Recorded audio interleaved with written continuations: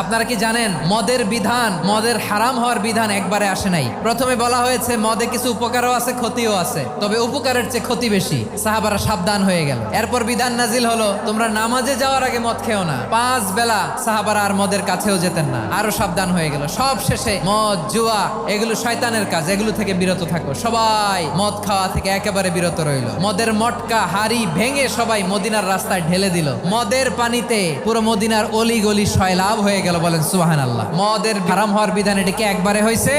না। আমাদের কাছে অনেকে আসে, আয়সা বলে হুজুর আমার মেয়েটা পর্দা করে না, ওর জন্য দোয়া করেন। তা আমি বলি বয়স কত? 22। তো 22 বছর বয়স আগে কি করছেন? আগে পর্দা করাইছেন? না, করাই নাই। তো এখন তো আর হবে না। এখন তাকে আস্তে আস্তে বুঝান, মারে একটু মাথায় কাপড় দাও, একটু হিজাব করো। ওইটাতে অভ্যস্ত হয়ে গেলে এরপরে তাকে নেকাবের দিকে আপনি আহ্বান করেন। ওইটাতে অভ্যস্ত হয়ে গেলে হাত মোজা পা মোজা যদি করতে চায়, এইভাবে গ্রাজুয়ালি। একবারে ইসলামের সব মানুষ মানতে পারে না।